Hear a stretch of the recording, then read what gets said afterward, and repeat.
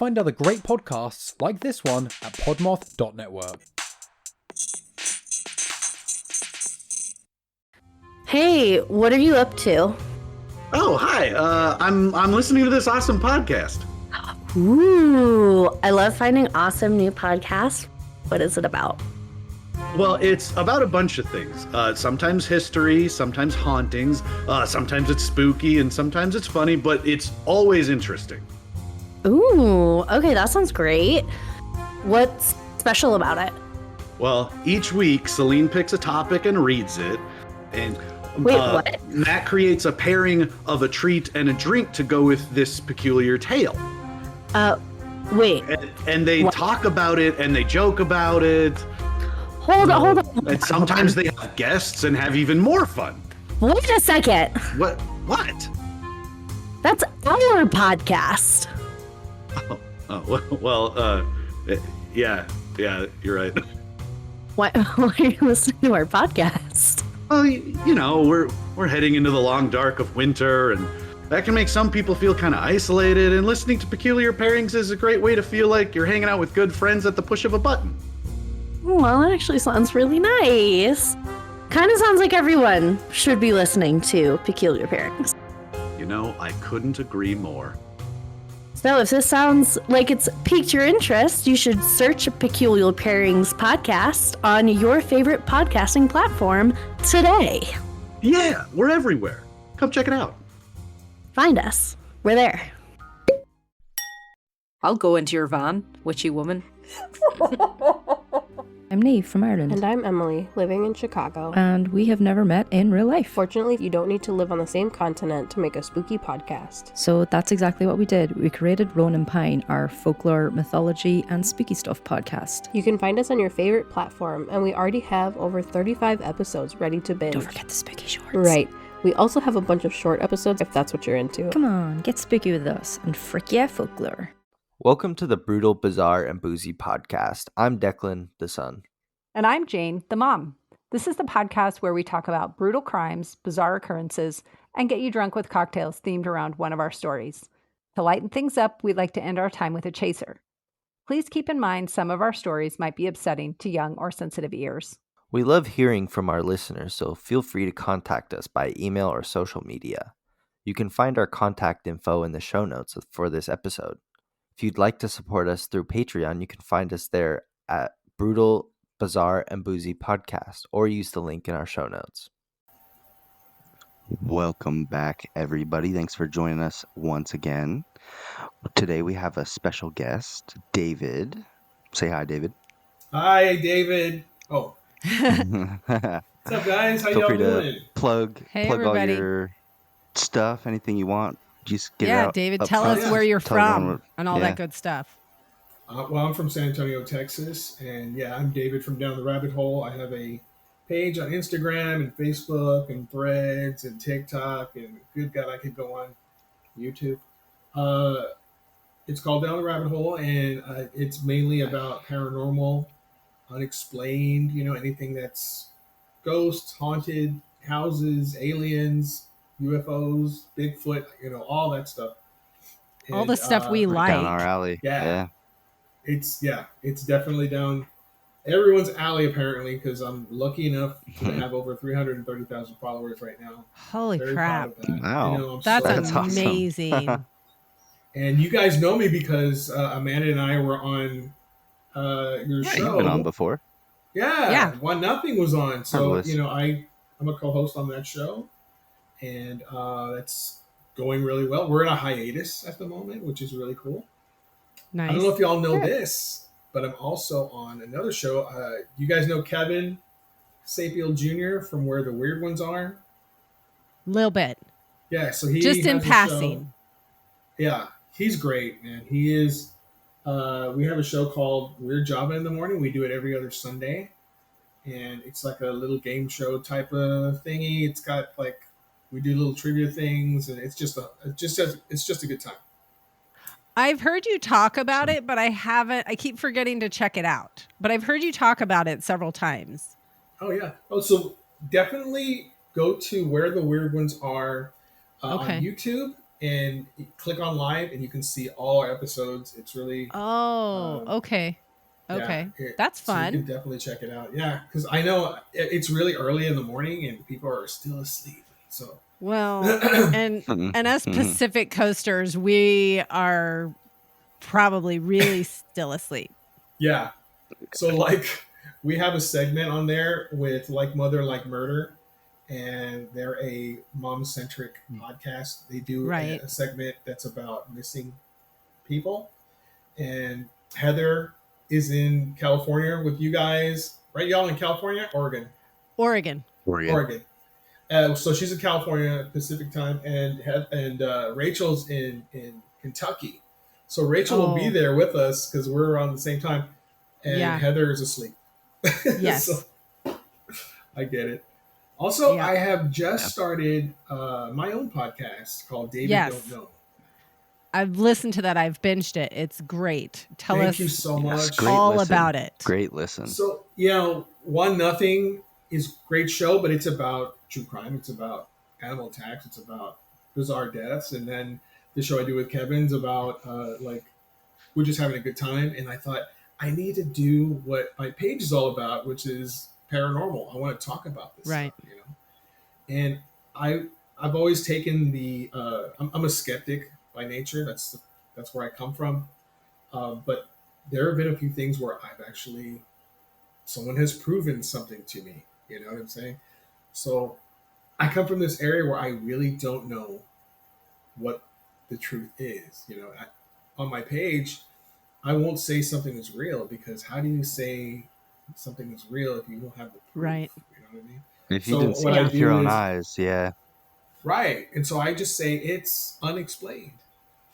And that's where the idea for the podcast came. And I wanted to call it Down the Rabbit Hole or Deeper Down the Rabbit Hole, but there are so many Down the Rabbit Hole shows out there, man. Yes. Yeah. So I just went with Dayvid Don't Know. And yesterday I just recorded with a guy who is really, to me, I'm a big fan of his. His name is Jonathan Bettis Galvan, and he is the guy behind Latinos Against Spooky Shit. I don't know if you've ever seen that guy. I haven't. That sounds I haven't seen that. He's hilarious. You guys have got to check him out. I recorded with him yesterday, and it was amazing. I can't wait for that show to come out. It's going to be July 31st when it drops. So nice. Awesome. Nice. My birthday. Declan's birthday. Wow. How old are you going to be, Declan, if you don't mind me asking? 24, I think. Oh my God. With you're the asterisk. So young. 24, I think. I know. Whoa, why with an asterisk? What happened? Is there something behind it? Whenever people ask how old I am, my brain can't decide if I'm 23, 24, 22, 25. I just 32. Yeah. It happens. It happens. I'm 53, so I'm like, Jesus, way older than me. And it happens now, so I'm like 52, 53. Yeah, I'm actually 54. Yeah, no, 53. It's just not something you think about regularly. I don't really think about how old I am. I don't know. Alrighty, Mom, what story do you have for us today? I'm going to let you go first so that I can go into mine with my cocktail. Oh, yes, you have the drink. So what story do you have for us? I'm going to be talking about the Tromp family. Whoa. Tromp? Not our current president, Tromp. Tromp. Tromp. Love it. Okay. Yes, it's a very interesting, unexplained thing that happened. What are you going to be I was going to say, yours is the bizarre, so yes, it should be interesting. Some bizarre behavior from an entire family, so. Ooh, a whole family. It's very interesting. Okay, cool. Cool. Well, my story is about a convicted murderer. We'll leave it at that. And there is an asterisk behind this convicted murderer. But to go with this story, I brought the Gordon's Cup cocktail. And the ingredients are right up our alley for sure. I saw this and was like, oh yeah, let's make that. because it's going to be delicious. So it's 2 ounces of gin, 3/4 of an ounce of lime juice, 3/4 of an ounce of simple syrup, 3 to 4 cucumber slices, 1 to 2 thin sliced coins from a lime. I thought that was an interesting way to say it. And then salt and pepper, which we've never had in a cocktail before, so that would be fun. The steps are to combine the gin, lime juice, simple syrup, cucumber slices, and lime coins in a shaker with ice. Shake hard for 6 to 8 seconds and fine strain into a rocks glass over fresh ice. Add lime wedges and or cucumber slices to the glass. And then with the salt and pepper, you add a pinch or 2 of salt and pepper to the glass and then stir to combine. So a lot of weird stuff in this cocktail. Wow. So I took a creative liberty with this, and I decided to muddle the lime and the cucumber in the shaker because I felt like just shaking it wouldn't do much. And it looked fine at first, but this has been sitting on the desk for a couple minutes now, and all the seeds and cucumber pulp, I'm assuming is what it is, has floated to the top, and it looks like pond scum on top of my cocktail. So this is something you want to drink quick. So it's real appetizing. It turns interesting looking. And yeah. Okay. Well, I did not take creative liberty because I wanted to see how the cucumber would come through by just shaking it. And we're going to find out. So let's go. Let's give it a try. For you guys. I taste the cucumber. So really interesting. It almost tastes like watermelon with the simple syrup and the cucumber. It's almost like a watermelon-y flavor, which is really interesting. A not sweet watermelon.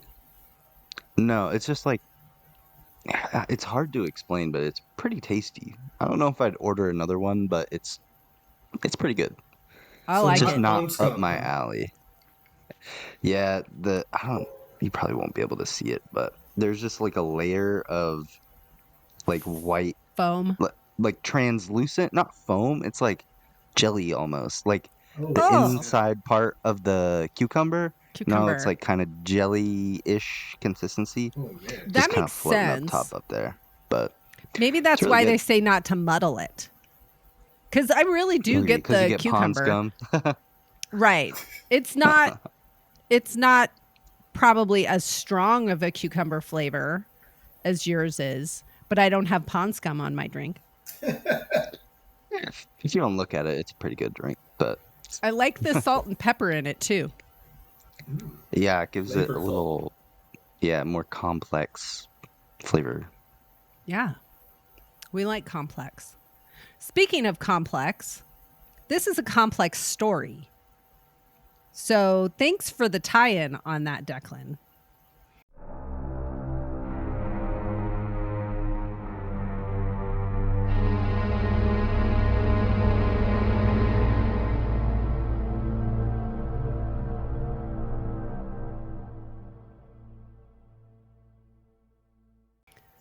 For this story, we're going to Hawaii. Dayvid, have you ever been to Hawaii?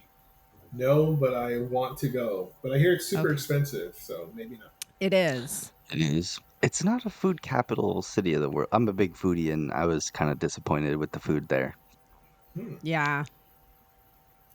So Hawaii is where we're going, and our subject of the story is Gordon Cordeiro, thus the drink that I chose, the Gordon's Cup. He was a helpful son and brother in his family of 5. He was born in 1974 to parents Dennis and Paulette and was their only son. He had 2 younger sisters, and the family lived on the island of Maui in Hawaii, which Deklan, you don't remember it because you were 2. But that was the last time I was in Hawaii. Maui is the big island? No, the big island is Hawaii. Okay. Maui's the I don't smaller remember one. Maui. No, you were on Oahu. Yeah, The I went to last when you Oahu went last for summer. for my buddy's wedding. That was Yeah. As a child, he was active in church and enjoyed building models. The family had several animals, and he was good at taking care of them. When Gordon was 16, his mother was diagnosed with ALS, but the family came together and made a concerted effort to take care of her. She stayed at home, and everybody just came together and helped care for her so that she could be there. He stayed close to home and was known to be a dedicated caretaker for his mom. In August of 1994, when Gordon was 20 years old, a murder occurred in what was called the Skid Row area of Maui. And I saw some news footage of the area, and when I think Skid Row, I think like LA, inner city, dirty, yucky streets. That's where Skid lots Row of is. people. Yeah, it's yeah. LA downtown. Mm-hmm. Yeah. This in the pictures was like forest. Oh. Jungly stuff. It wasn't in the middle of the city. So why are they calling it Skid Row? I don't know. It was very interesting to me. The victim in the murder was Timothy Blaisdell. Many people called him Timmy. He was in his early 20s as well. He lived with his parents and worked at an auto body shop. At the time, Timmy was looking to buy a pound of marijuana. I don't know why you need a pound. At that time in the 90s, that was about $800 worth of marijuana. Maybe he was going to have a party. Inflation. Or maybe he was going to sell it. I don't know. Maybe he wasn't familiar with the terms, or maybe he wasn't familiar with like how many. He just went, because I don't know, a pound. I'll take a pound. When you think of a pound of weed, you don't think of that much volume, but it's about a garbage bag, like a third of a garbage bag full. It's huge. It's a lot. Yeah. I don't even know how long that would take to go through that all by yourself. Can I get is it possible to get a ton of cocaine? Is that possible? Can we do that? I don't know. 1 ton. That's 1 ton. 1 ton. Can I get an a elephant car size? Yeah. Half a car's worth. Wow. A pound. I don't know. It's a lot. So Timmy had a friend, Michael Freitas, who said he could hook him up with the purchase. Always nice to have a helpful friend. On that fateful night in mid-August, Timmy agreed to a meeting near an old dirt road. That was essentially our Skid Row reference. Okay. Unfortunately, Timmy didn't make it out of the meeting alive, and his body was found at the bottom of a nearby ravine just a few hours after the murder occurred. To the police, the murder appeared to be a drug deal gone wrong, and Freitas became the prime suspect. As would be expected if you hook the guy up and, Logically, yeah, that's where I would go. Yeah. In the days after the murder, Freitas began shifting responsibility, implicating Gordon, our helpful son, whose mom has ALS. He was telling police that Gordon was a drug dealer and that he must have been the one that murdered Timmy. The police bought the story. I don't know why. But Freitas told them that Gordon had shot Timmy and then forced him, Freitas, to carry Timmy's body to the ravine at gunpoint. So Freitas' story is Gordon met with Timmy. Drug deal didn't go well. Killed Timmy and then made Freitas carry Timmy's body and dump it in the ravine. Wow. Okay. I'm having a little trouble with the first thing, and I think Deklan might back me on this one. I'm sorry it's the victim, but I keep hearing in my head, Timmy. Are you hearing this? Timmy. You know what I'm saying? I can't get past that. How old was he again? Why are they calling him Timmy? He's not a child, right? Right. He was in his early 20s. You'd think, I mean, I don't know. Maybe he hadn't grown out of it yet. I guess not. But yeah, that and the fact that I don't see where Gordon comes into this. It's kind of crazy. It is. You're gonna get to it. Yay. Yes, police. I don't know why police believe this, but they did. The idea was that it's the idea that Freitas pinned it on Gordon. People think now that Freitas thought Gordon had snitched on a mutual friend in an unrelated drug investigation. So Freitas was like, oh, Gordon snitched, so I'm going to make him the fall guy. Right. Believing Freitas' story, police arrested Gordon a few weeks later in September of 1994, about a month after his mother died. So, unfortunately, fortunately for the mom, she didn't know anything bad was going to happen to her son, but he's dealing with the death of his mom, who he'd been caring for, and now he's arrested. That sucks. He got to go to her funeral, though, because it was after he was arrested after she died. Potentially. Potentially. I'm not sure because it might have been too close in time, but I don't know. There wasn't much physical evidence against Gordon, but the prosecution proceeded with the trial anyway. Gordon's defense attorneys kept emphasizing that there was no DNA evidence and no eyewitnesses. The lack of evidence made a difference, and the trial ended in a hung jury, with only one juror wanting to convict him. Wow. But the prosecution wasn't done. They thought they had a good case, so they took him to trial again. The second trial took place with a difference in the lineup of witnesses. This time, they had 4 jailhouse informants, a.k.a. snitches, a.k.a. gonna get stitches. And they played a major part in the story. There were claims that from inside the jail, Gordon had developed a murder for hire plot and drawn a map to the person's house that he wanted killed. This big scheme was all in an effort to have the key witness against him killed. That witness was Michael Freitas.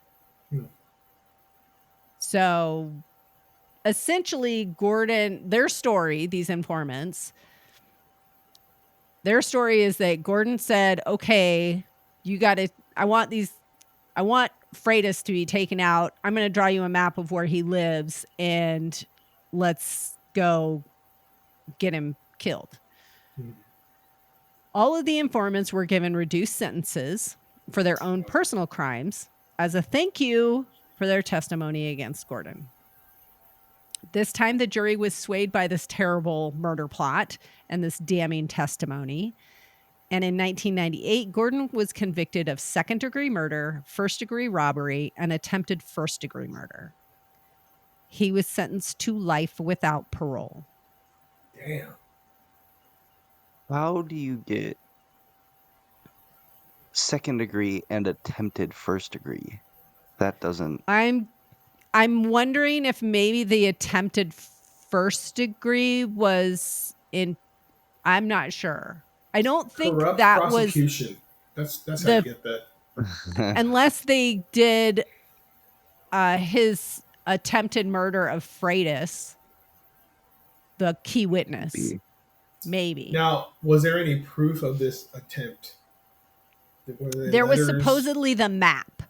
These 4 guys that testified. The map's going to come in to play later, but that was the gist of it. These 4 guys testifying and this map to Freitas. Can I say that Freitas somewhat a genius because let's face it, if you level out this whole thing, and you probably think he did it, right? Because he's the one who moved the body. His prints are on it. His DNA is on it.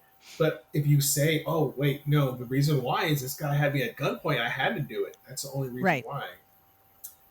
Wow. Exactly. Okay. Yeah. And the cops are just like, oh, yeah, you're probably not lying. You're our main suspect. There's no way you would lie to us and tell us it was somebody else and not you that did it. Right. I mean, come on. Very sad. Gordon maintained his innocence for decades. Finally, the Hawaii Innocence Project took his case. They began re-examining old evidence, witness records, trial transcripts, and lab work. They found some major problems with the original case. First of all, the jailhouse informants. Using informants in those circumstances has been known to be problematic because they often exaggerate under the promise of leniency. Because why wouldn't they? If you're going to give them a lesser sentence for making up some bullshit and testifying to it. I'll tell you whatever you want to hear, buddy. Yeah, right? Exactly. Yep. Sure, exactly. He definitely killed him. He told me. Yeah, it was totally him. I saw the whole thing. Of course, it made their testimony very suspicious, and they later ended up changing some of their stories anyway. So after the fact, they recanted. They're like, I'm not quite sure what happened. And the map that I mentioned that was supposedly drawn by Gordon to show where Freitas lived was proven by handwriting experts to not have been made by Gordon. So the map was bullshit. The testimonies were bullshit. Freitas, you genius. Right? Yeah. Another problem they noticed was that Gordon had an alibi. Oh. But why was his alibi negated just because these 4 snitches? I don't know. Apparently it was. Multiple eyewitnesses saw Gordon building shelving and installing a stereo at his family's house that day. He was in the garage all day. And he had receipts from local lumber yards that supported his timelines. So they could prove where he was throughout the day and that he couldn't have been there. Mm-hmm. One of the biggest problems with the prosecution's case was the fact that there was still no physical evidence against him. There were no fingerprints, fibers, or clothing tying him to the scene.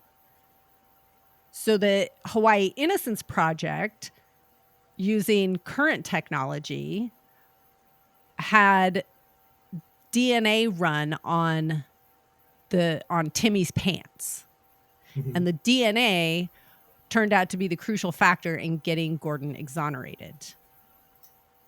Going back to the original story, the victim was wanting to buy a giant chunk of marijuana, and he had about $800 in cash on him. Jeez. The pants he was wearing the night of his death were examined for DNA.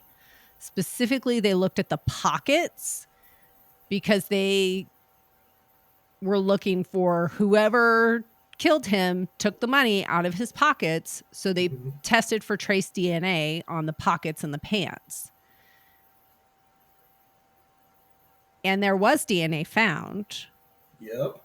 But it was not Gordon's. It was also not Freitas's DNA. Oh, snap. I didn't expect that. Neither did I. Neither did I. I was like, oh, it's got to be him. Shit. Nope. It was not him. It was Diddy's, wasn't it? Probably. Yep. Probably. Different kind of DNA left, I think, besides trace DNA. I think that was something a little bit more milky. All this baby oil doing over here. What the hell? Yeah, no kidding, right? Jesus Christ. In February 2025, a judge ruled that the DNA evidence would likely affect a new trial, and she vacated his previous convictions.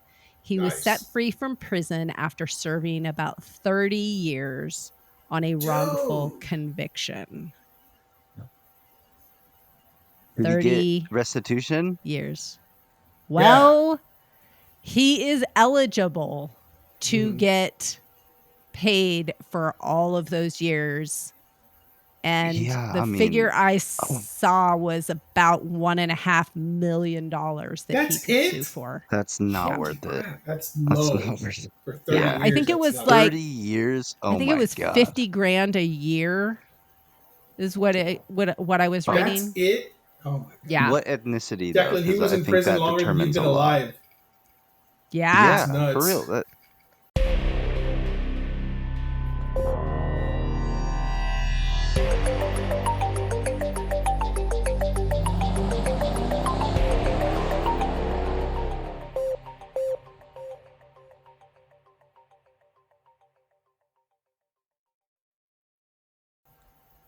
Alrighty. Aside from our technical difficulties, we're back again, and this time we're going to be talking about the Tromp family.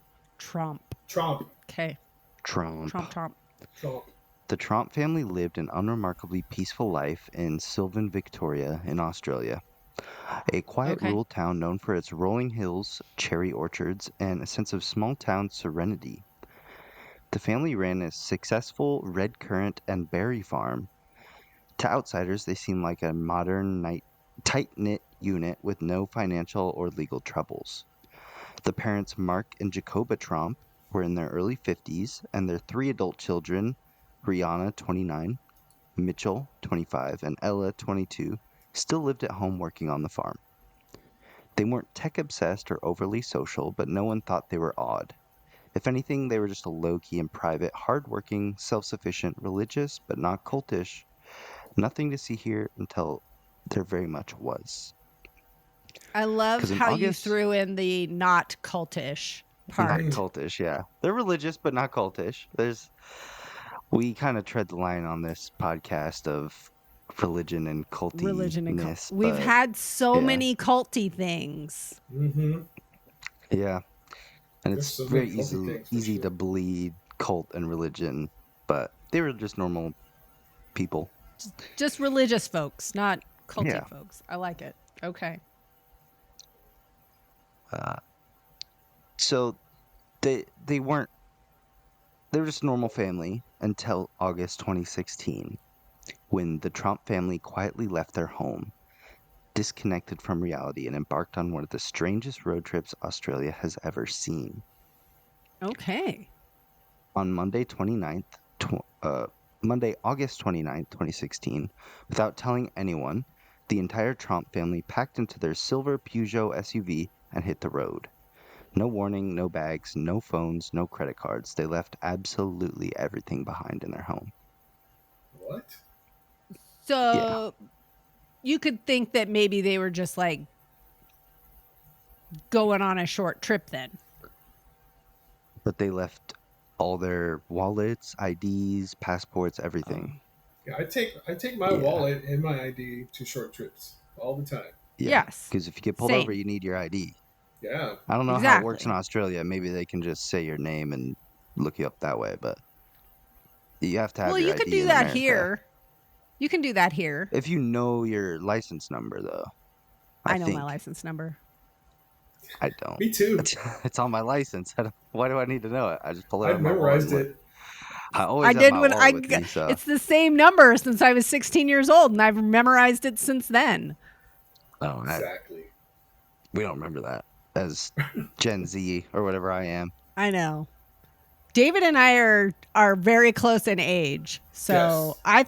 I thought you were younger than me, David. So I think I'm happy. Older than you, Generation X. Yes, same. You're just a year older than me. Yeah.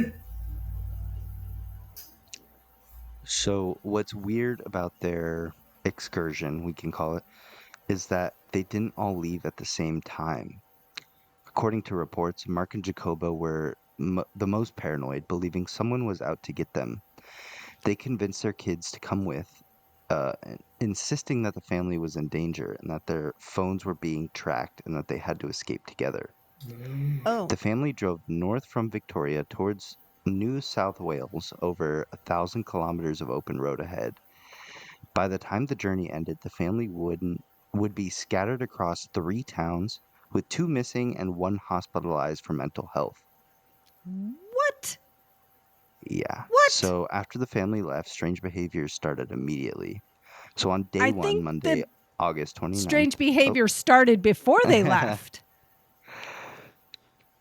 So the Tromps hit the road early, driving towards Bathurst, about 8 hours north. And somewhere along the way, they realized Mitchell had brought his phone, breaking the rule of total disconnection.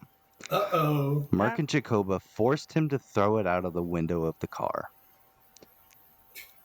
Okay. Later that night, the family checked into a motel in Bathurst under assumed names, but still together. Something was clearly wrong. These kids appeared anxious. Jacoba was reportedly nonverbal and dazed. The family told the motel owner they were on the run. Who tells anybody that? You don't tell anybody that. If you think you're getting tracked. So on day 2, August 30th, Mitchell had had enough and decided to leave the group, making his way back home to Victoria by train. The remaining 4, Mark, Jacoba, Rihanna, and Ella, continued their mysterious escape, heading east towards the Jenolan Caves deep in the Blue Mountains, but along the way, Ella and Rihanna took the keys while their parents weren't looking, abandoning them, and drove off in the family car. What? So the kids were like, fuck you, mom and dad. You guys are going crazy. We're taking the car and going back home. What the hell? Okay. So Ella and Rihanna eventually drove 400 kilometers south to Goulburn and then back to Victoria, stopping at a police station to report their parents missing. But surprised, the police quickly realized they were the ones who were missing and they were searching for. So they realized the family had gone missing, and these kids show up at the police station and report their parents missing. You know what's weird about that is if you leave your parents behind, why are you going to report them missing? Yeah. You know where they That's are. the weird part, yeah. You know left where their you left ass. them. That's weird, dude. That's This so is bizarre. some kind of... So this is like some weird drug thing. Yeah, like, that's what I was thinking. Like they got into some magic mushrooms or they're on the MK Ultra So- train. on day 3, August 31st, things went fully off the rails. Rihanna was found in the back of a stranger's truck in Goulburn, seemingly catatonic, unable to explain who she was or why she was there. She was taken to the hospital and later placed under mental health evaluation. Ella, oddly, seemed totally coherent. She drove the family car back to Sylvan, where police were already at the Tromp's property. She gave interviews, admitted the trip was a disaster, and said she wasn't sure what had come over them. Back where her parents were, Jacoba was found wandering 60 kilometers away in Yas, disoriented and unstable. She was also taken to a mental health facility. By the end of the 3rd day, only Mark Tromp remained missing. So all were accounted for because their son left, took the train because his parents are crazy, threw his phone out the window. He's like, I needed my phone. Left the folks, drove back. The wife was found. Just the husband is gone. Okay. Mark was finally spotted by a young couple in, I'm going to butcher this pronunciation, Wangarattata. Acting erratically. I think you said it right. He apparently had stolen a car, abandoned it, and then run into the woods. Couple said he looked panicked, dirty, and confused. Later that night, Mark broke into a home and then fled again when he was caught. What? It's Day happening. 5, on September 3rd, after almost a week on the run, Mark was found walking along a road near Wadarangatata Airport and turned himself in. He was questioned by police but not charged with any crime. So what happened to the Tromp family? No drugs were found, no evidence of cult activity, mind control, or outside influence. There was no sign of violence or foul play, and yet all 5 family members simultaneously disconnected from reality, left their lives behind, and went on a mission that even they couldn't explain. The leading theory is shared psychosis. A rare condition occurs when a dominant person, usually a parent or older figure, experiences a psychotic break, and close family members absorb their delusion. It's more common in isolated families or tight-knit religious groups. In this case, Mark and Jacoba are thought to have experienced a paranoid episode, believing their family was being watched, tracked, or threatened, and their children fell into the same fear. Because if you live your whole life just believing every word your parents say, if they're like, oh, someone's gonna get us, you'd think someone's coming to get you. So that would make sense to me. Is this an explanation for our family drama? No, I don't. I think there's too many kids to fall into that. No, the one on the East Coast, the newest family drama. Yeah, I mean, Maybe? I don't really. I've only interacted with him a handful of times, so I don't really know. But I don't know. I think that bitch is crazy. That's all I'm saying. I'm not gonna name names, but people who know us and know the story, our would family agree. is listening right now. Yeah. So the stress from farm work, financial worries, and isolation could have created the perfect storm, and in a tendency for avoidance and distrust of technology, and you've got a recipe for delusion. Interestingly, Mitchell, the middle child, was first to separate, possibly because he had the strongest external ties.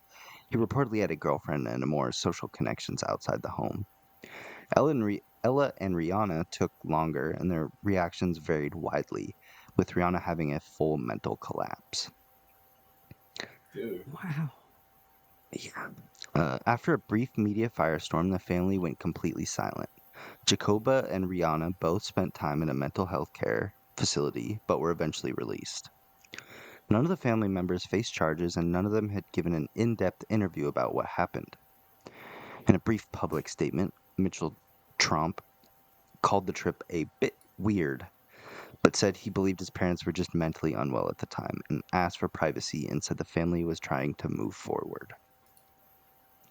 Wow. So just a super weird.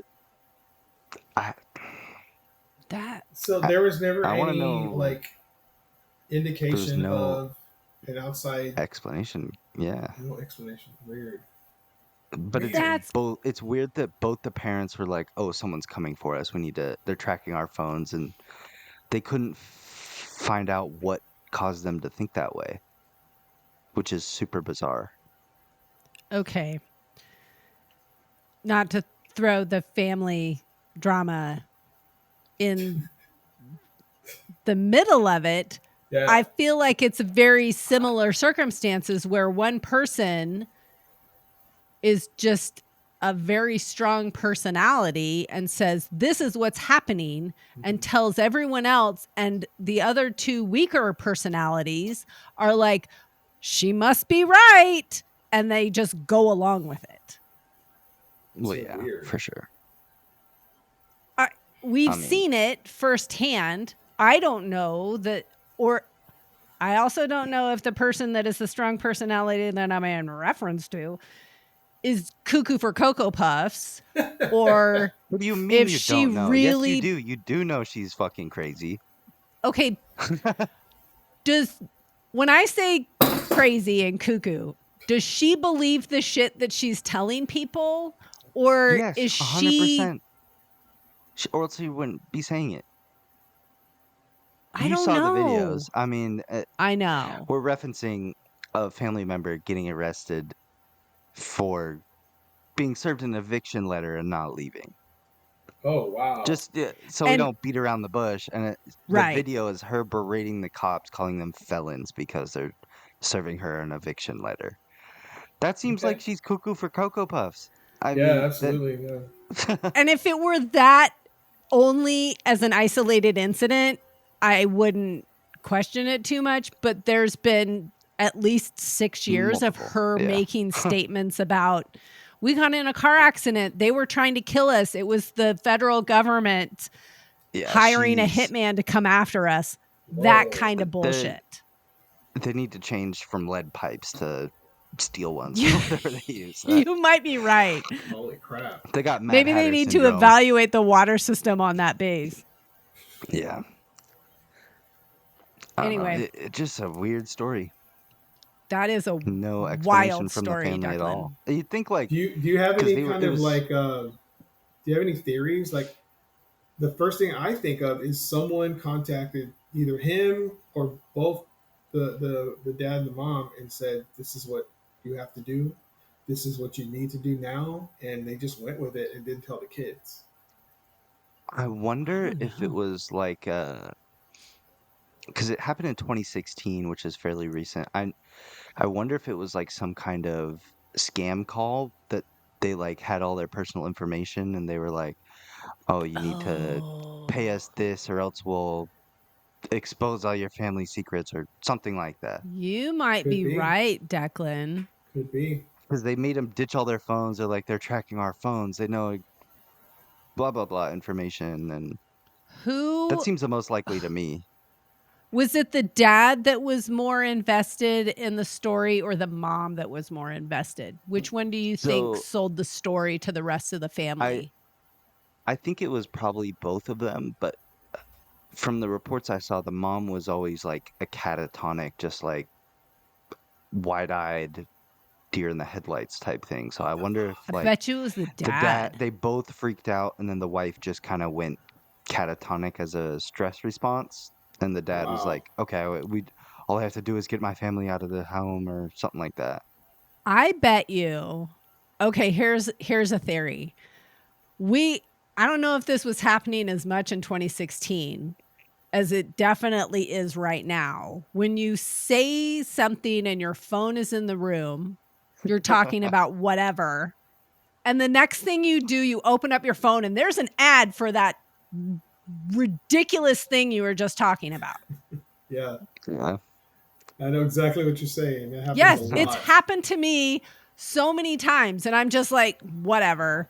Okay, I bet you people that don't have a great grip on reality to begin with, something like that happens and they are off the rails, like, oh, somebody is watching us and monitoring us. I get it a lot where I don't even say it or talk about it. I'm just thinking about something and then I'll get an ad for it. I'm like, this thing knows my entire thought process. My algorithm knows exactly what I'm thinking about. Yeah, for sure. It is weird. It's creepy as fuck. I hate it.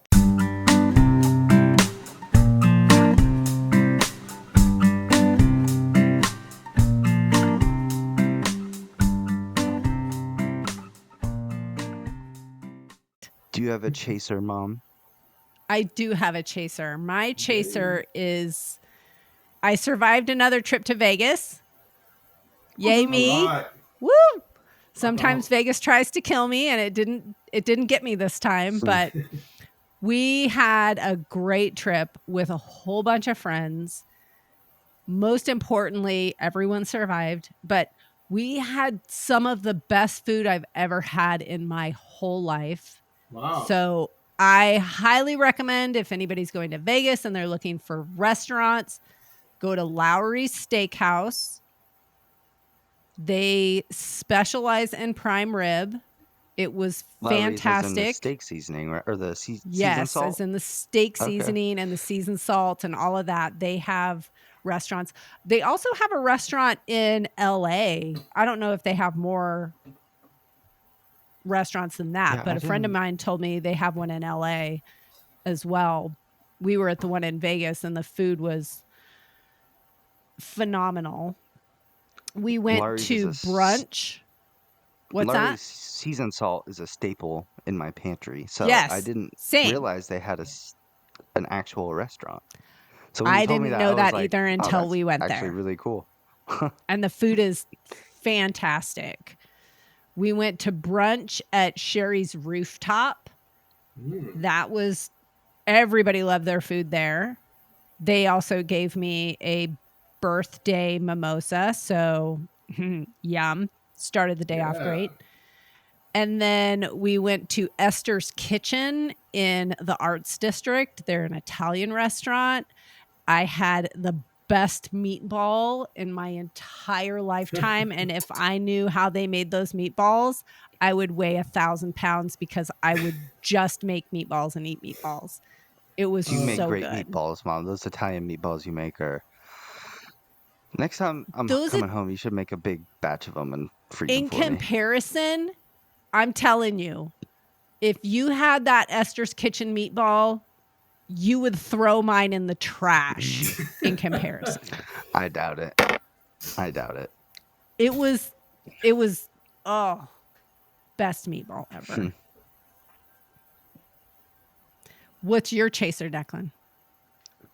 My chaser is a watch recommendation for the movie Sinners. So we started watching it together, and we turned it off. I finished it. It is a very slow starting movie. It's a It little is too long. dreadfully The lead slow up is start. But it's a vampire movie, and I'm on a hunt for good vampire and werewolf movies that are actually scary. Because when you look up vampire werewolf movies, the first thing that comes up is Twilight, and it's not scary. I want like Blech. a horror movie, but this was really good.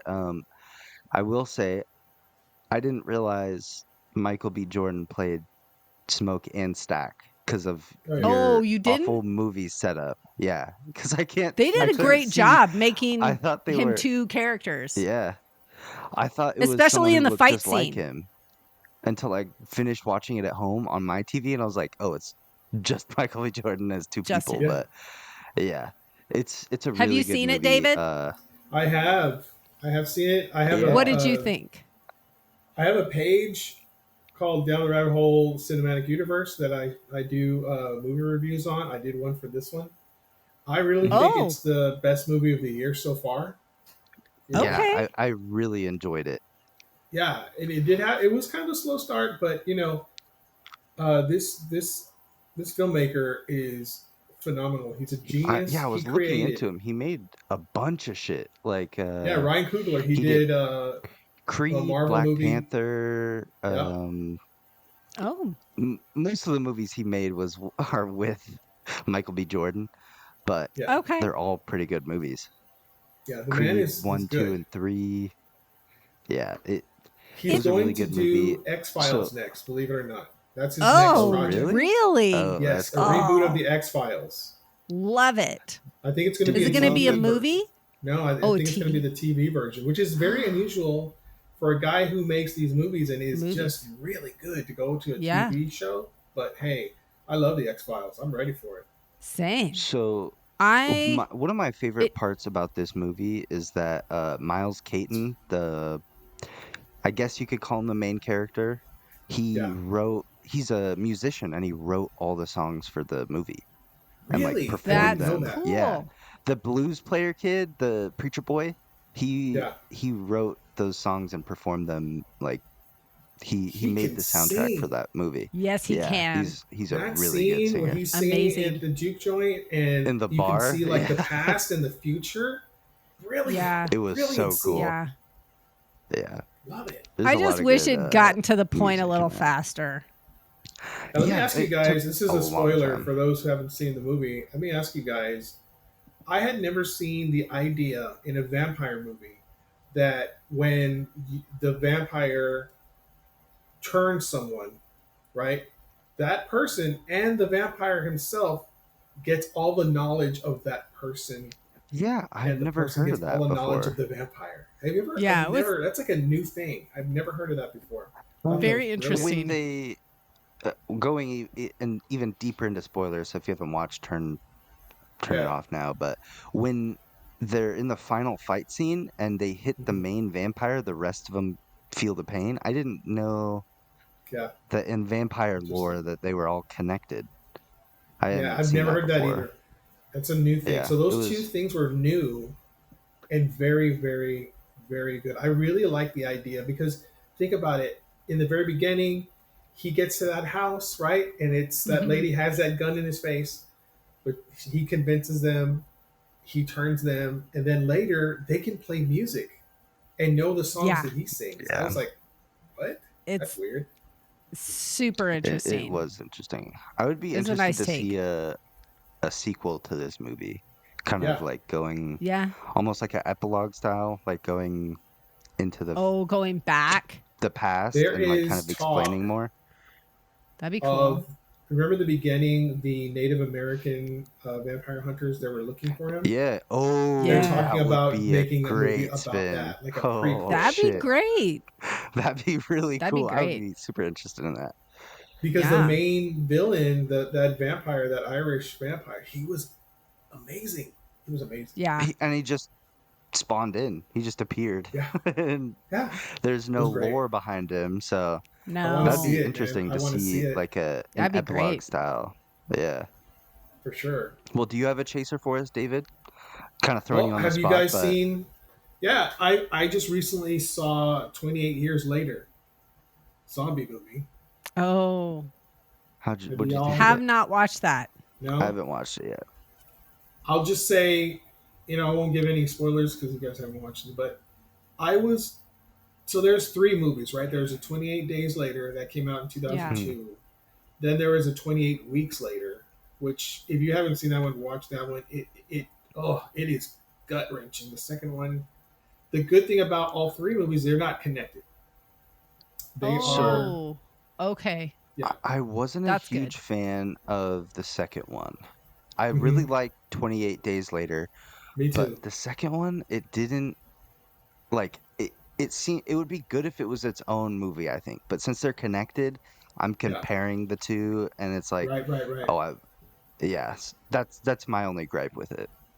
I love that Jeremy Renner was in it. Rose Yeah. Byrne was in it. It was very interesting, but the main character, what he did, it broke my heart, man. But anyway, the third movie, 28 Years Later, it's still going on, but very much like the vampire movie we were just talking about.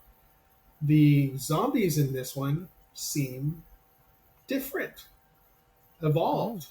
And so it was very interesting. The best part about that, you get that like apocalyptic, post-apocalyptic life, but the families, the people that were trying to stay alive, you get human drama involved, and it's like just like if there was no apocalypse, and I thought that was done so well. It was such a good movie. Interesting. And I can't recall the guy's name, but he was the lead in Kick-Ass. He was in the recent movie. My goodness, he played Quicksilver in the Marvel movies. He also did The lead, Aaron Taylor Johnson. Thank you. Yes, sir. That's him. Okay. He's in this one, and he was great. He was fantastic. The kid who plays also fantastic. And also, I don't know if you guys know this, but coming in December, a part 2 to this movie is coming. Oh. Yes. Oh, really? Yes. What are they going to call it? 28 Decades Later? It's actually a part 2 to this one, because at the very end of this movie, you see how it gets like adapted to the next part, and it was well done movie. I think I'll have to wait until right before the sequel part 2 comes out, because if I watch it right now, I will forget. Yeah. I'm pretty sure I saw 28 Days, and I couldn't tell you anything about it, other than zombies. Like, they were technically not technically zombies. That's what I liked about it. It was like a rage infection. Like they're still alive, but they want to kill people. Like me on a Monday morning. Was what I kind of liked about it. Yeah, me too. Yeah. So like I said, they're all separate except for these 2 that are coming. Angie and I had to watch 28 Days Later again because it's been so long since we watched it. And then we saw part 2 also just to catch up. But you don't really need to. You don't really need to see those to watch this one. That's a good thing about it. Okay. Yeah. Nice. Alrighty. Well, I think that just about wraps up today's episode. Feel free to plug anything you want again, David. I just want to thank you guys for having me. I love this show, and thank you for coming on and hanging out with us. My pleasure. So David from Down the Rabbit Hole. I have a page called Down the Rabbit Hole on Instagram and all sorts of social medias. You can find me anywhere. My podcast, David Don't Know, drops every Thursday, actually every other Thursday. And this Thursday, we do have an episode with Jonathan Robinson. He is a hypnotherapist that specializes in past lives. I did a session with him, and we talk about it. So, Awesome. I love past life stories, man. I think they're fascinating. Yeah. That's coming out Thursday. Cool. Go check that out, everybody. I know I will be checking it out. So Absolutely. thanks again for joining us, Dayvid. Thanks for listening, Thank you, guys. everybody. Thanks. We'll chat with you later. Bye. Yeah. Bye. Bye. Love you, bud. Love you too. Hey, friends. Thank you for supporting our podcast. Please share our show with your brutal and bizarre friends. Give us a boozy follow on your favorite podcast platform. If you're feeling extra generous, we'd appreciate a 5-star rating or review as well. But maybe do that sober so all the letters are in the right place. You can find all our contact information in the show notes. We love hearing from you, and if you're interested in helping us stock the bar for our future boozy episodes, you can find our Patreon link in the show notes as well.